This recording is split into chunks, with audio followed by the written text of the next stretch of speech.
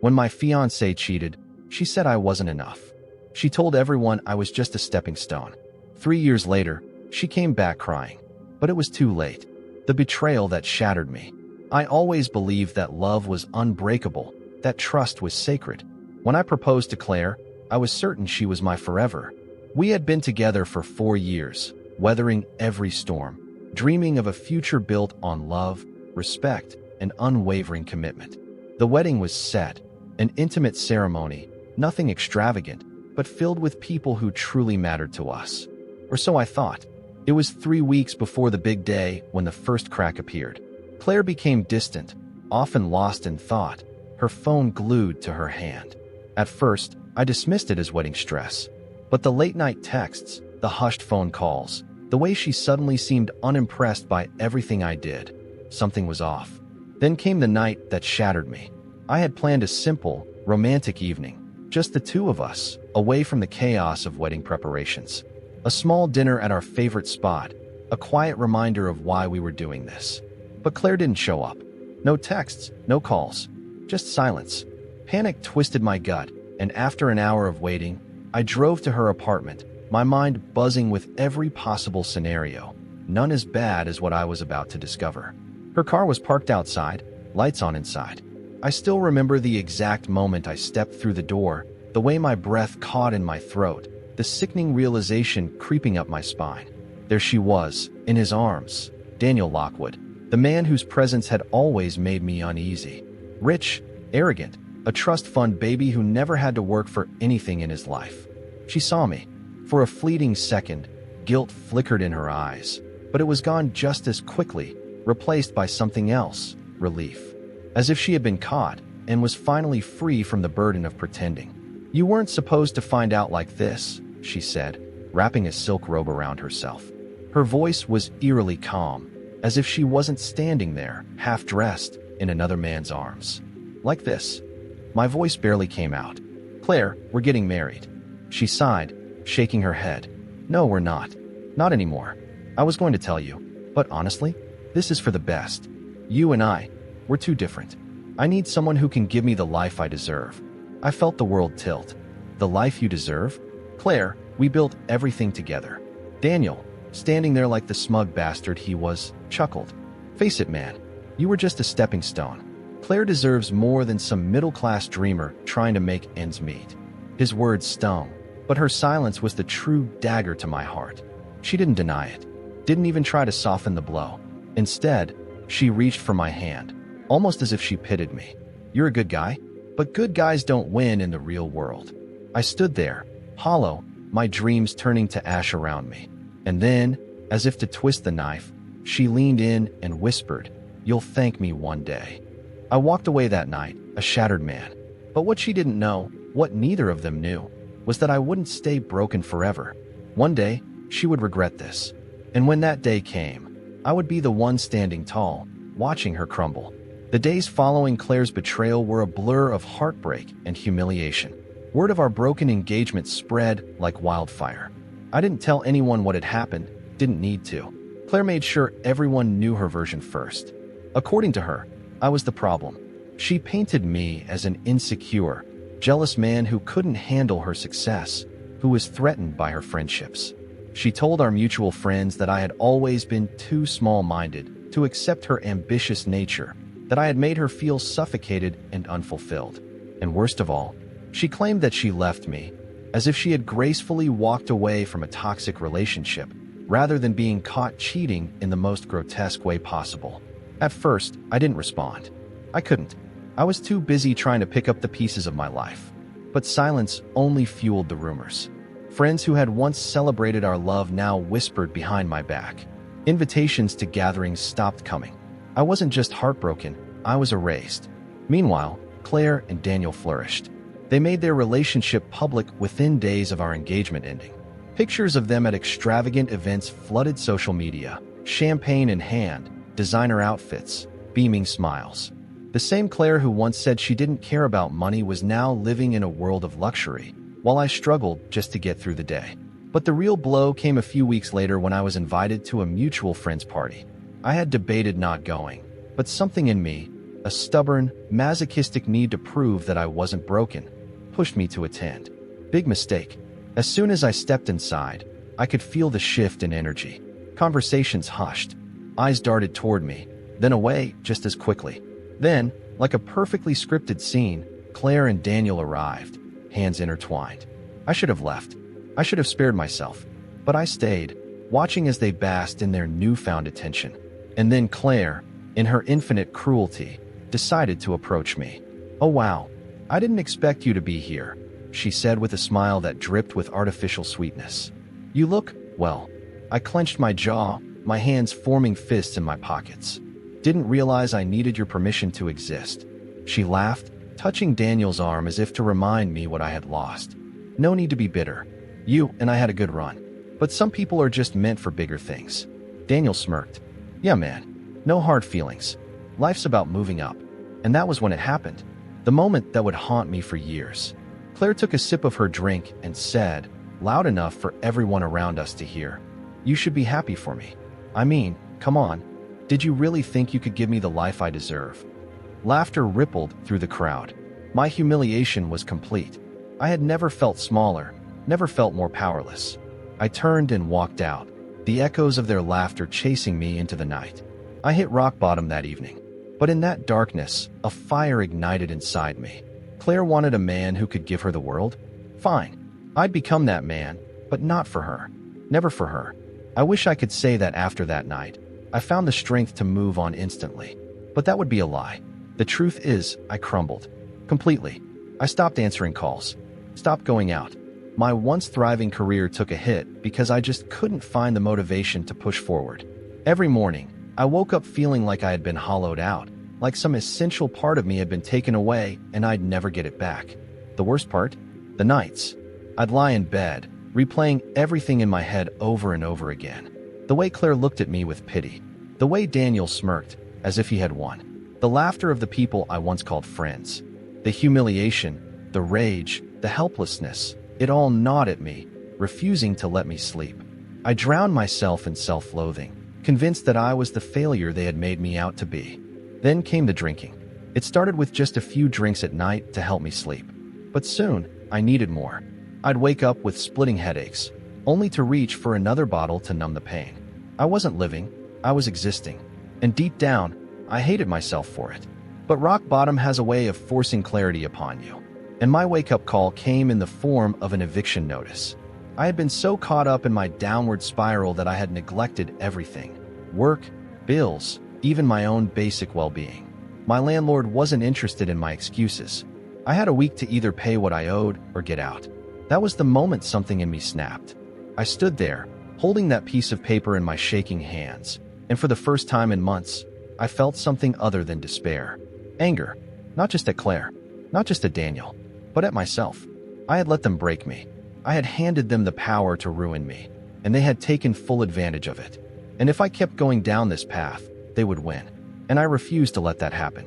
The next day, I did something I hadn't done in months. I looked in the mirror and made a promise to myself. You will rise, and one day, they will regret ever thinking you were beneath them. From that moment on, every single thing I did was with that promise in mind. I started small, waking up early, eating right, forcing myself to go for runs just to clear my head. I cut out the drinking. Instead of numbing the pain, I let it fuel me. I threw myself back into work. Hard. I accepted every project, every opportunity, no matter how exhausting. I upskilled, learned everything I could about business, investments, networking. I didn't just want to recover, I wanted to dominate.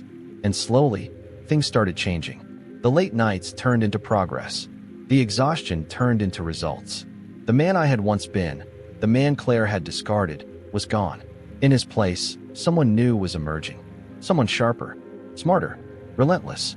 And one day, years later, that version of me would be the one standing at the top, while Claire came crawling back, full of regret. But we're not there yet. Not yet. Years passed, and with each one, I climbed higher. The business world was ruthless, but I thrived in it. Every deal I made, every investment I secured, every milestone I reached, I did it with a singular focus. Never again would I let anyone make me feel less than. I moved to a new city, bought my own place.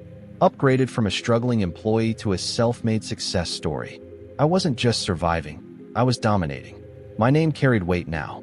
My company flourished, and my wealth grew beyond what I once thought possible. I had become the very thing Claire had abandoned me for. And then, one day, fate handed me a gift. I was at a high-profile gala, an event attended by some of the wealthiest figures in the city. I had been invited as one of the key speakers, a testament to the empire I had built from the ashes of my past. As I moved through the crowd, exchanging pleasantries and shaking hands, a voice I hadn't heard in years stopped me cold. "Oh my God, it's you." I turned around slowly, and there she was, Claire. She looked different. The once polished, glamorous woman who had left me in the dirt now seemed worn. There was still a forced elegance to her, but her eyes lacked the same spark of superiority they once held. She wasn't here as a guest. She was here as someone's plus one. Daniel's plus one, to be exact. Only, Daniel wasn't looking as smug anymore. Rumors had been circling for months. His business ventures had taken multiple hits. A few bad investments, some legal trouble, and a handful of high-profile scandals had turned his golden fortune into a sinking ship. The man who once held everything over my head was now barely keeping his own above water. And Claire? Well, she had hitched her life to his sinking legacy. She approached me, her expression an uneasy mix of shock and something else, something dangerously close to regret.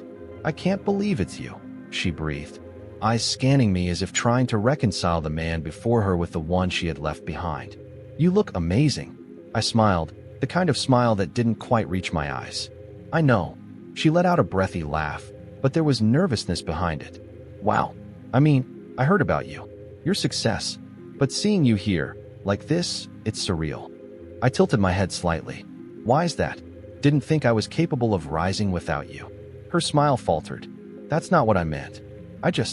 I never imagined things would turn out this way. That makes two of us." Behind her, Daniel watched our interaction closely, his jaw tight. It was clear he wasn't pleased to see me. Not like this. Not when I was now the one who carried the power in the room. And then, Claire did something I never saw coming. She reached out, touching my arm lightly. "Listen, maybe we could." "We can't," I interrupted, my voice smooth, unwavering. "Whatever you're about to say, don't." She bit her lip, looking away for a moment before meeting my eyes again. I made a mistake." I laughed. I actually laughed. "A mistake? Claire, you didn't trip and fall into Daniel's bed. You made a choice. And now, you're living with it." She looked hurt, but I didn't feel a shred of sympathy. Not anymore. Before she could respond, Daniel finally stepped in, his voice tight with irritation. "We should go, Claire." She hesitated, glancing between us before nodding stiffly. Yeah, of course." As they turned to leave, I called after them, my voice calm but laced with something unmistakable. "Hey, Daniel." He stopped, but didn't turn around. "Looks like some people aren't meant for bigger things after all." He stiffened, but didn't say a word. And then, they were gone. As I watched them disappear into the crowd, a sense of satisfaction settled over me. Claire had chosen wealth over love, and in the end, she had lost both. But me? I had won in every way that mattered. I thought that would be the end of it, that Claire and Daniel would disappear into the background, forced to live with the consequences of their choices. But life has a way of delivering one last twist. It happened 2 months later. I had just finished a long day at work when my phone buzzed with an unknown number. Normally, I wouldn't have answered, but something made me pick up. "Hello." A shaky breath. Then, a voice I hadn't heard in years. "Please don't hang up." "Claire." I didn't say anything at first. I let the silence stretch, waiting for her to fill it. I know I'm the last person you want to hear from, but I had no one else to call. I made a mistake." There it was. The confession I had waited so long to hear. But instead of satisfaction, all I felt was detachment. "I know," I said simply. She let out a trembling sigh, as if my words confirmed everything she had feared. "Daniel, he's gone. Walked out on me. Took everything. The money, the apartment. I have nothing." I leaned back in my chair, completely unfazed. And I need help." Her voice cracked. "I know I don't deserve it, but I don't know what else to do. You were always the kindest person I knew.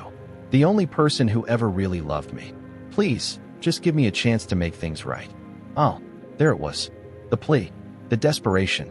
Years ago, Hearing Claire say these words would have shattered me, would have tempted me to forgive, to believe that maybe, just maybe, things could be different.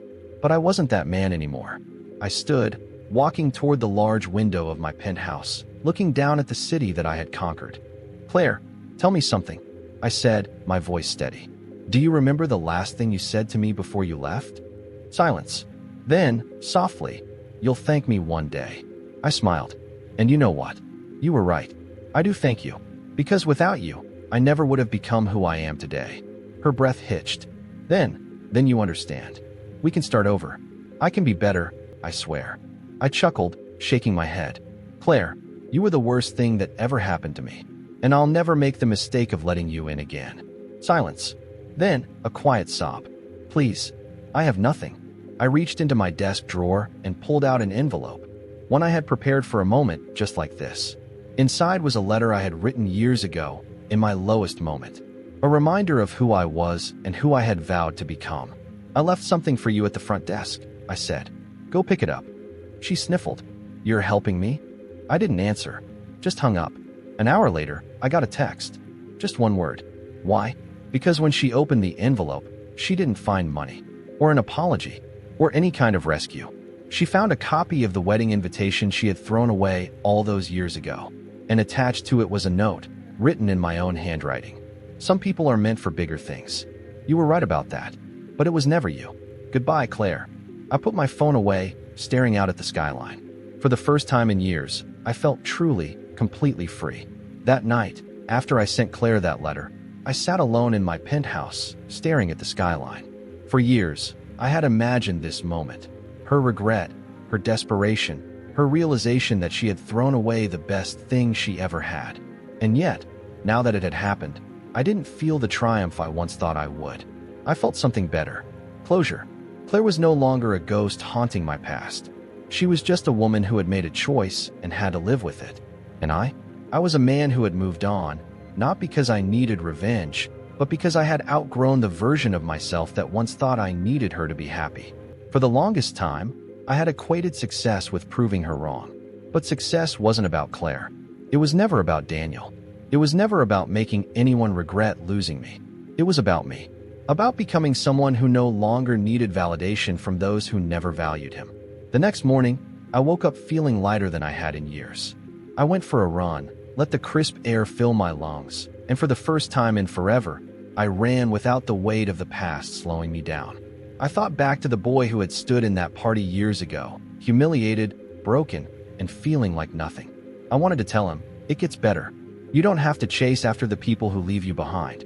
You don't have to prove your worth to anyone who refuses to see it. Because one day, they will see it. And by then, you won't even care. I didn't block Claire's number. I didn't need to. She never called again.